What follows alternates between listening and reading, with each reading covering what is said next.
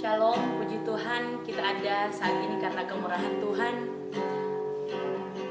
Mari kita sama-sama memuji dan memuliakan akan nama Tuhan melalui ibadah Saga Group, melalui live streaming hari ini. Tetapi kita percaya bahwa kasih Tuhan tetap ada dalam kehidupan kita, dan kita percaya bahwa Tuhan adalah perisai hidup kita. Firman Tuhan selalu menjadi pedoman bagi kehidupan kita. Sebelum kita mendengarkan akan kebenaran firman Tuhan, mari kita mengangkat pujian yang berkata, Engkaulah perisaiku.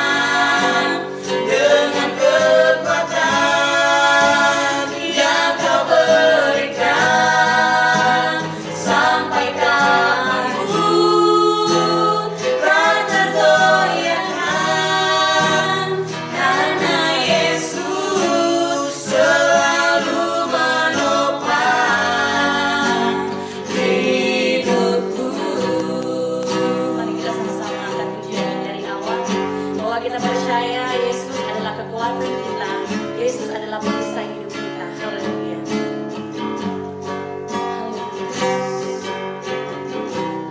Engkaulah perisaiku, saat pada hidup menerpaku. Firman-Mu di dalamku,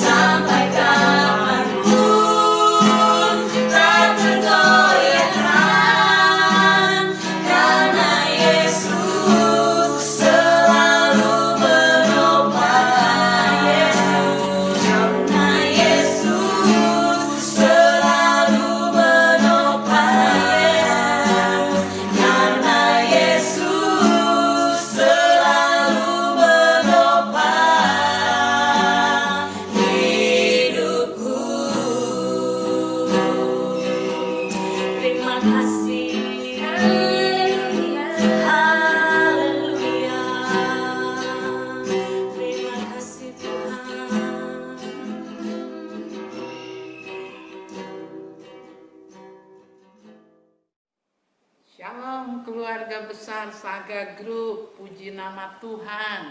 Sore hari ini kita kembali bersekutu dan kita akan mempelajari kebenaran firman Tuhan.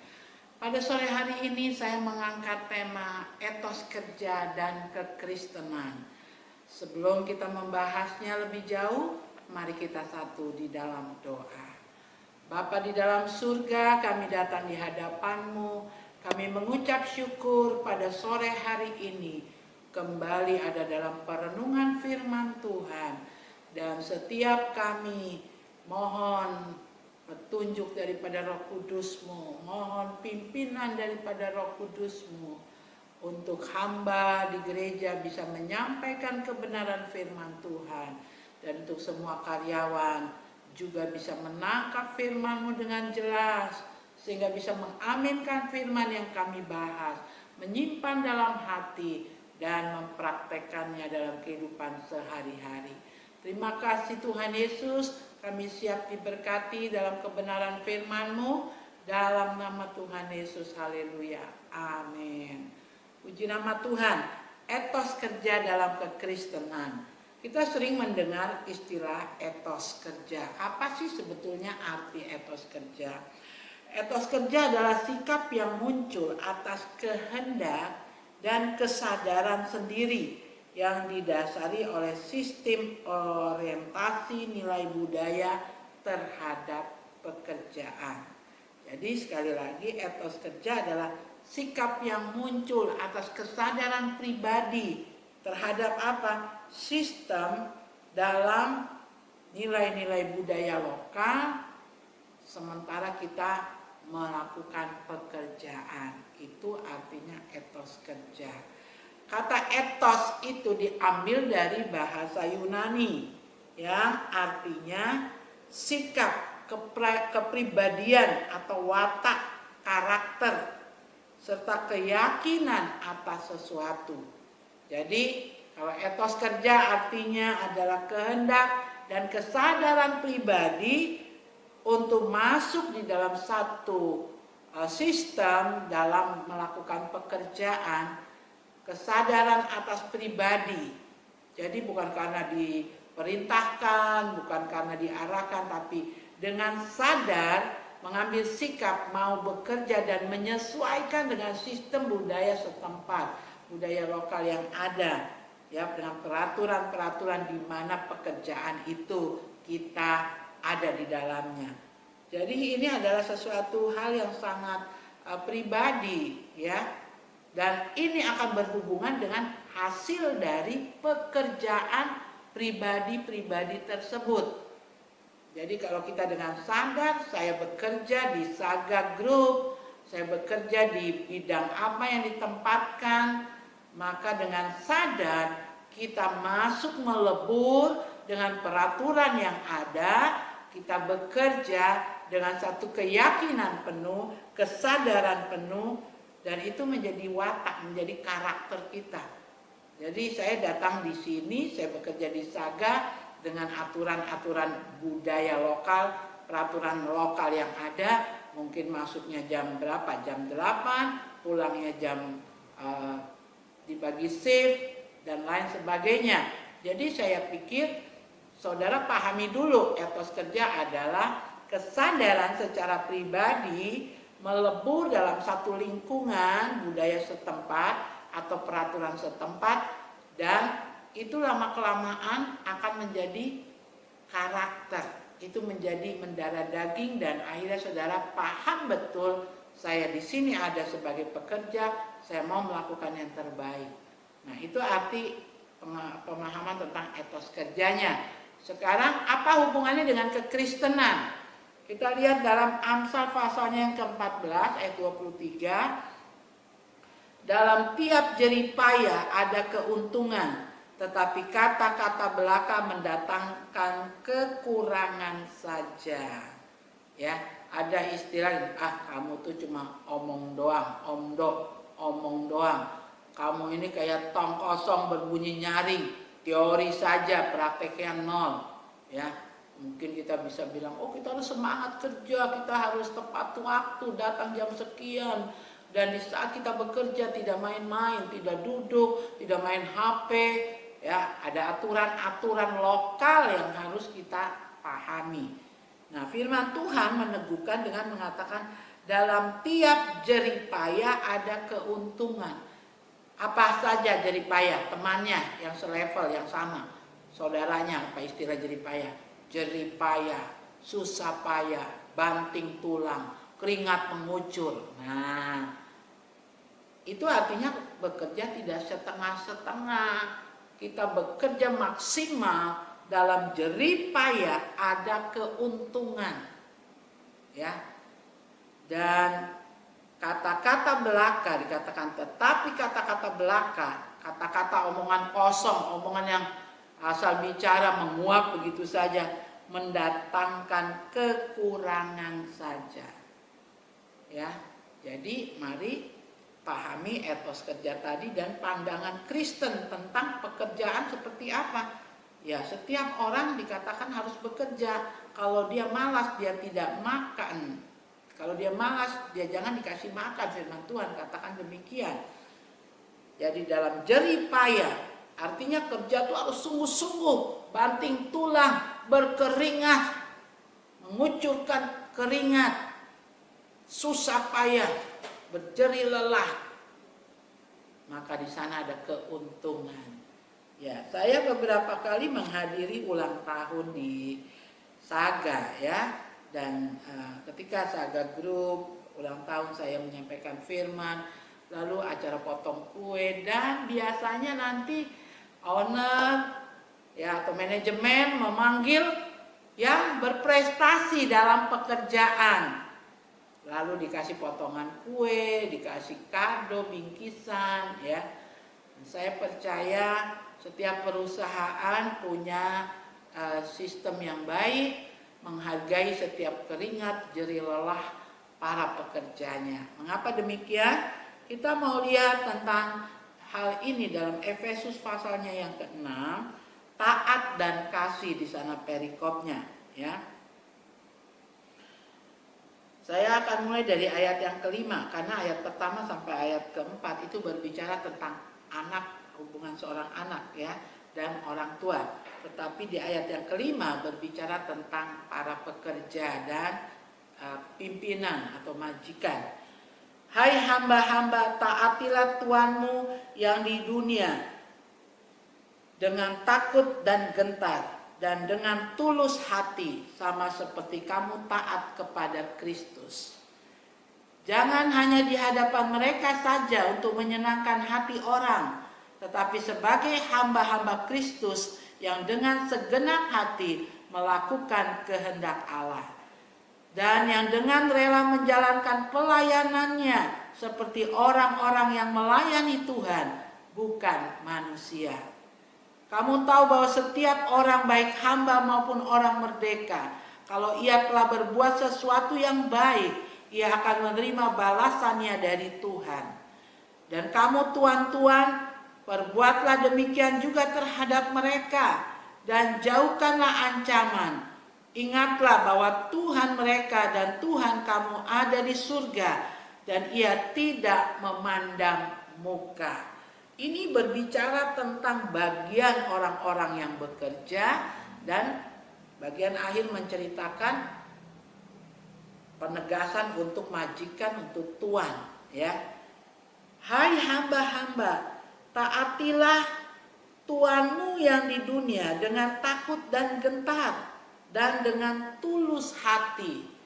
Tidak dikatakan dengan takut dan gentar titik, tapi dikatakan dengan takut dan gentar dan dengan tulus hati, sama seperti kamu taat kepada Kristus.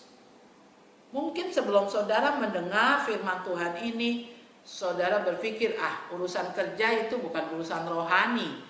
Pekerjaan itu gak ada hubungannya dengan kerohanian. Lain kalau membantu pelayanan di gereja. Tetapi hari ini saya mau katakan, kalau kita adalah anak-anak Tuhan, kita tahu dalam jerih lelah kita, dalam keringat kita ada keuntungan. Perkataan belaka hanya mendatangkan kehampaan saja. Kita bukan orang yang pintar bicara tapi tidak bisa bekerja. Tapi kita harus jadi orang-orang yang sedikit bicara, kerjanya nyata. Dan standar kita kerjanya seperti apa? Oh, ada bos lagi ada di tempat. Oh, manajer. Oh, GM lagi perhatikan kita. Oh, kepala divisi sedang perhatikan kita. Oh, lihat kita berdiri pas di CCTV. Nanti kalau kita bercerita kita terlihat di monitor, nanti kita ditegur. Standarnya bukan CCTV. Standarnya bukan GM ada di tempat. Standarnya bukan owner lagi ada mengawasi di setiap tempat-tempat yang kita dipercayakan. Standarnya bukan itu. Standarnya firman Tuhan katakan, lakukan, kerjakan dengan takut dan gentar dan dengan tulus hati. Seperti untuk Tuhan. Ya, kita bukan sekedar takut dan gentar. Kita bukan sekedar jadi pekerja asal Bapak senang. Ada Bapak kita kerja baik-baik, Bapak berpaling sedikit, maka kita juga amburadul bekerja. Tidak dengan etos kerja yang benar. Nah, sudah makin paham ya? Sampai di sini. Jadi standar saya bekerja adalah seperti saya melakukan untuk Tuhan. Kita mau belajar ya, ketika kita datang kepada Tuhan. Apalagi kita mau belajar dari saudara-saudara kita yang muslim. Harus berwudu, harus ambil air wudu, membersihkan diri, mau memberi bersih, suci waktu datang menghadap ke Tuhan. Bayangkan kalau bekerja itu dikatakan seperti beribadah kepada Tuhan. Maka kita jadi karyawan yang baik, karyawan pekerja-pekerja yang memenuhi etos kerja. Itu jadi karakter, itu jadi watak. Saya bukan pekerja sembarangan, saya bekerja untuk Tuhan dipermuliakan. Saya menjadikan pekerjaan itu adalah gaya hidup saya, disiplin itu adalah gaya hidup saya, bekerja cekatan adalah gaya hidup saya, mempertanggungjawabkan apa yang dipercayakan adalah gaya hidup saya, sesuai dengan budaya lokal, sesuai dengan peraturan di perusahaan itu. Dalam keadaan sadar kita mengerjakannya seperti untuk Tuhan. Itu adalah etos kerja dalam pandangan Kristen. Apakah tidak ada masalah dalam pekerjaan? Ada. Mungkin saudara sudah rajin, saudara sudah bekerja sungguh-sungguh, tetapi masih dilihat ada saja kurangnya. Atau mungkin dalam hal pekerjaan yang dipercayakan tiba-tiba ada barang yang rusak, barang yang hilang, sehingga itu menjadi beban, kita harus mengganti ke perusahaan.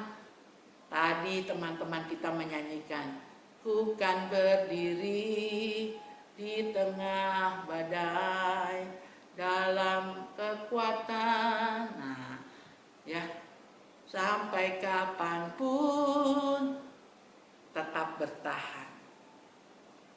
Karena ada Yesus yang selalu menopang. Setiap kesalahan yang kita buat, setiap hal-hal yang sampai akhirnya kita harus mempertanggungjawabkannya. Bukan membuat kendor, tetapi membuat kita makin mengoreksi diri, makin memperbaiki kinerja atau etos kerja kita, sehingga kita bisa bertanggung jawab di bidang yang dipercayakan perusahaan. Lalu dikatakan, jangan hanya di hadapan mereka saja untuk menyenangkan hati orang, menyenangkan hati pimpinan kita baik-baik. Begitu pimpinan tidak ada, kita melakukannya sembarangan, ya. Tetapi sebagai hamba-hamba Kristus dengan segenap hati melakukan kehendak Allah. Wow, apa hubungannya? Saya kerja di Saga, saya bukan sebagai pendeta seperti Ibu Gembala yang khotbah. Saya bekerja untuk Tuhan. Tadi firman Tuhan yang menegaskan, lakukan bukan untuk menyenangkan pimpinan saja, terlebih lagi untuk menyenangkan Tuhan. Kalau standar kita bekerja adalah untuk menyenangkan Tuhan, segala sesuatu yang menyenangkan hati Tuhan itu ibadah. Ibadah bukan cuma 2 jam, 1 jam menyanyi dengan firman di gereja, di persekutuan Saga. Bukan. Ibadah adalah apa yang kita lakukan untuk Tuhan dimuliakan, itulah ibadah. Saya datang ke Saga, saya ditaruh di drugstore, atau saya ditaruh di bakery, saya ditaruh di supermarketnya, saya di situ sedang ibadah. Sikap saya, tanggung jawab saya dalam pekerjaan yang diberikan, sehingga lewat itu orang mengatakan, wow, dia bekerja dengan baik, dia bekerja dengan sempurna. Tuhan saya dipermuliakan dari hasil kerja yang kita lakukan. Bukan saja untuk menyenangkan orang, tetapi menyenangkan Tuhan. Kalau orang menyenangkan Tuhan, standarnya kepada Tuhan, maka otomatis itu akan memenuhi standar yang ditetapkan perusahaan. Itu akan memenuhi standar yang ditetapkan pimpinan kita. Jadi lakukan bekerja itu sebagai ibadah. Apalagi yang kontak langsung dengan para pembeli, ya, konsumen yang datang cari barang dan lain sebagainya. Perlakuan, pelayanan, penata layanan yang baik itu akan membuat Tuhan dipermuliakan. Itu akan membuat perusahaan kita dikenal, dan kesejahteraan dari perusahaan itu menjadi kesejahteraan untuk semua karyawan sampai ke tempat-tempat yang paling rendah sekalipun, ya. Ayat yang ke-7, dan yang dengan rela menjalankan pelayanannya seperti orang-orang yang melayani Tuhan dan bukan manusia. Jadi walaupun saudara tidak di gereja sebagai pendeta, sebagai penginjil, sebagai guru agama, ternyata firman Tuhan hari ini mengatakan, ya, dan yang dengan rela menjalankan pelayanannya seperti orang-orang yang melayani Tuhan. Saya pendeta, saya melayani Tuhan. Lewat apa? Lewat pelayanan firman seperti yang saya kerjakan untuk memberkati saudara-saudara. Dan nilai yang sama dikatakan seperti orang-orang yang melayani di bidang kerohanian, di bidang pelayanan, di gereja nih. Kalau saudara mengerjakan segala sesuatunya dengan standar untuk Tuhan, maka dikatakan, dan yang dengan rela menjalankan pelayanannya seperti orang-orang yang melayani Tuhan, bukan manusia. Wow, saudara. Walaupun mungkin kerajinan kita kurang diamati, kurang dicermati, Tuhan bisa membela kita di tempat pekerjaan. Ada saja cara Tuhan mempromosikan kita, yang akan membuat saudara naik, bukan turun. Jadi kepala bukan ekor. Meskipun sekarang saudara bilang, aduh saya hanya cuma sekedar bawahan. Ya kalaupun saudara sekarang posisinya ekor, jadilah ekor yang mahal. Apa ekor yang mahal? Saudara pernah tahu sop buntut? Itu bagian yang tidak berharga. Tapi saudara tahu sop buntut sapi itu, kalau saudara masuk di restoran, di hotel-hotel, satu mangkok itu harganya mahal. Jangan sudah kita ada di buntut, di ekor, di bagian yang rendah, tanpa etos kerja, ya, kita tidak jadikan disiplin, tanggung jawab sebagai gaya hidup sesuai dengan norma aturan yang ada di perusahaan itu, sudah memang jabatannya rendah, kerja asal-asalan, ya, berhemat-hemat untuk keluarkan tenaga, mencurahkan pikiran, mengerjakan yang terbaik, cuma bisanya ngomong sana ngomong sini, gosip sana gosip sini, akhirnya kinerja kita nol. Selain Tuhan didukakan, Tuhan dipermalukan, kita tidak akan pernah ada dalam promosinya Tuhan. Tapi orang yang asik mengerjakan segala sesuatu untuk Tuhan, aku bekerja, ini gayaku bekerja, aku disiplin, aku bertanggung jawab, aku mau tempat di lingkungan, aku tetap ditempatkan, aku harus menatanya dengan baik. Dan kalau itu melayani konsumen, orang-orang yang datang, aku akan layani yang terbaik. Sehingga Tuhan yang melihat itu tidak akan tutup mata. Dalam jerih lelah kita ada keuntungan. Tuhan punya cara untuk mengangkat saudara di lingkungan pekerjaan.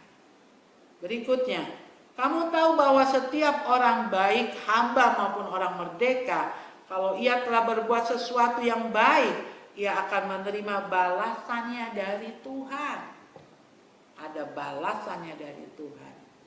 Dan kamu tuan-tuan, perbuatlah demikian juga terhadap mereka, dan jauhkanlah ancaman. Ingatlah bahwa Tuhan mereka dan Tuhan kamu ada di surga, dan ia tidak memandang muka. Di atas saudara ada mungkin pimpinan tingkat bidang, di bidang depstore, di bidang bakery, di bidang supermarket, di gudang, di bagian penjualan, pemasokan, dan lain sebagainya. Saya kurang tahu lebih jauhnya, tetapi yang jelas setiap hierarki ini masing-masing menempatkan diri, sadar akan etos kerja yang benar, yang baik. Apalagi kita sebagai anak Tuhan, kalau kita dipercaya membidangi satu pekerjaan, di bawah kita mungkin ada 5, 6, 10 orang, maka ini yang jadi kepala juga. Dia bukan cuma sekedar pandai membagi tugas, tapi dia sendiri tidak bekerja menunjukkan teladan buat yang di bawahnya. Ini perusahaan tidak akan maju dengan baik. Lalu ada manajemen, ada manajer-manajer di setiap bidang.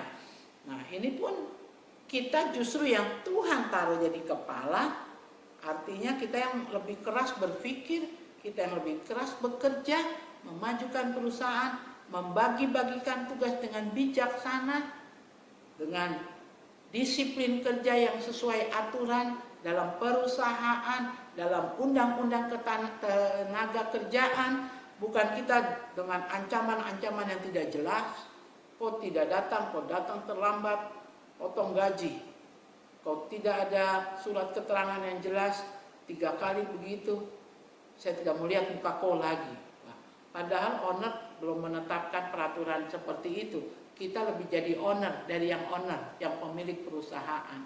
Bahkan pemilik perusahaan sekalipun, dia harus membangun hubungan kekeluargaan dengan para karyawannya, mengayomi, sehingga perusahaan itu adalah rumah tempat masing-masing bekerja seperti anggota tubuh. Ada yang jadi tangan kiri, tangan kanan jadi kaki, ada yang tidak kelihatan jadi jantung, ada yang betul-betul berperan penting walaupun tidak nampak, tetapi ada yang memang ketemu langsung di lapangan, kontak dengan para pembeli dan lain sebagainya.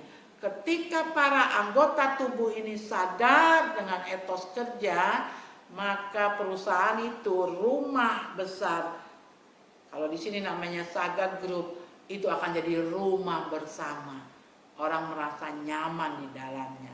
Perusahaan ini makin diangkat Tuhan naik di kota Jayapura dan sekitarnya. Perusahaan ini akan terus naik. Target-target yang ditetapkan setiap tahun dalam setiap bidang akan tercapai. Dan semua enjoy. Semua yang berjerih lelah, yang mengucurkan keringat, dapat penghargaan dari perusahaan. Terlebih lagi Tuhan yang melihat engkau melakukannya seperti dalam ibadah, seperti dalam pelayanan kepada Tuhan. Tuhan kita tidak pernah buta. Tuhan kita adalah Tuhan yang setia. Dia memperhitungkan setiap tetesan keringat saudara, tetesan air mata saudara. Sekali lagi, tetap kuat.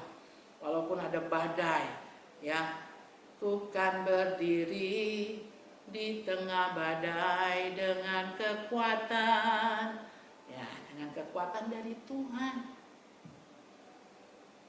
Mari kita kerja cerdas, kita kerja dengan hati, kita kerja keras, nama Tuhan dipermuliakan. Kerja keras, kerja cerdas, kerja dengan hati.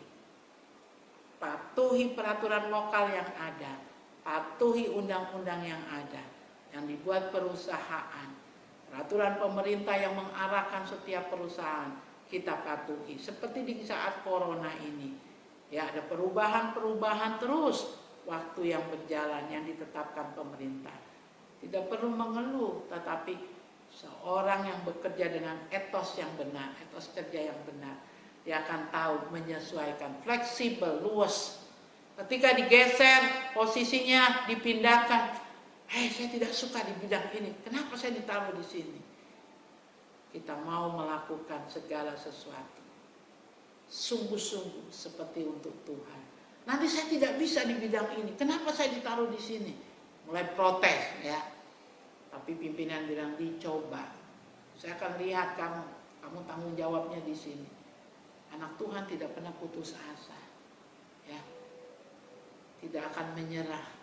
Ku tak akan menyerah walau apapun juga, sebelum ku coba semua yang ku bisa, tetapi ku kan menyerah kepada kehendakmu. Hanya bisa berhenti dan menyerah kalau Tuhan yang menghendakinya. Justru anak-anak Tuhan harus berani terima tantangan. Kalau dibilang, misalnya nama saudara Adam, sini.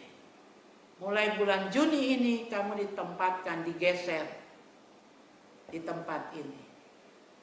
Aduh Bapak, jangan saya Kak. Tapi katakan, terima kasih Bapak buat kepercayaannya. Saya akan coba.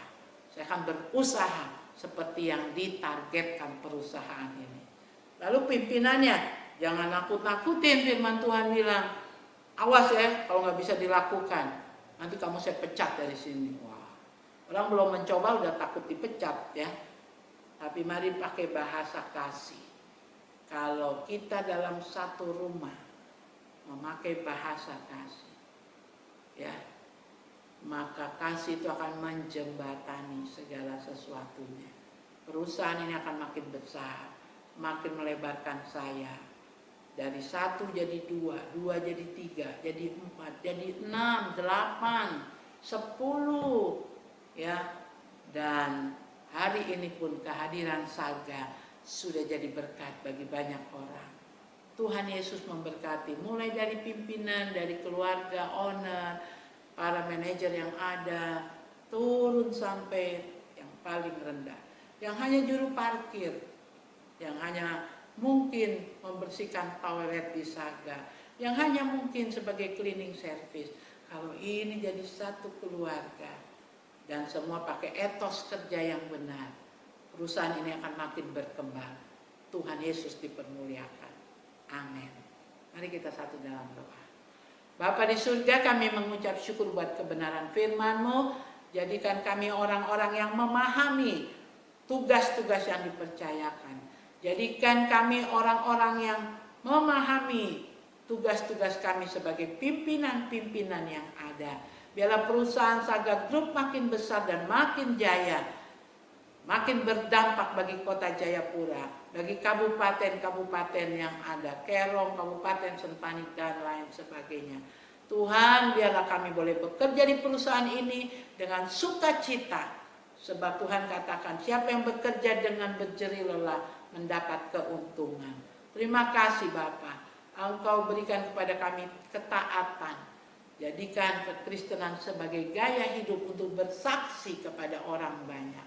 Terima kasih Bapa di surga, terus memberkati kota Jayapura, memberkati provinsi Papua, memberkati bangsa negeri kami Indonesia dalam menangani COVID-19, sehingga kota ini tertata dengan baik, dapat ya Tuhan mengatasi situasi yang ada. Hikmat Tuhan turun atas Bapak Wali Kota beserta jajarannya, para OPD-nya Tuhan, demikian juga Bapak Gubernur, Bapak Presiden. Kami percaya kesulitan-kesulitan yang sedang kami hadapi di tengah-tengah suasana kerja yang diwarnai keterbatasan waktu, peraturan yang diubahkan sesuai dengan perkembangan yang ada selama COVID ini, dapat kami ikuti dengan baik. Terima kasih Tuhan Yesus, kami mengucap syukur. Jadikan Saga Group sebagai rumah untuk berkarya, rumah untuk bekerja, dari mulai owner sampai kepada para pekerja, bahkan sampai tingkat yang paling bawah. Kasih anugerah Bapa turun atas perusahaan ini, kasih Tuhan Yesus di dalam persekutuan Roh Kudus menguasai setiap pribadi di dalamnya, sehingga dengan demikian berkat Tuhan tercurah sepenuhnya. Haleluya. Amin. Tuhan Yesus memberkati. Selamat sore.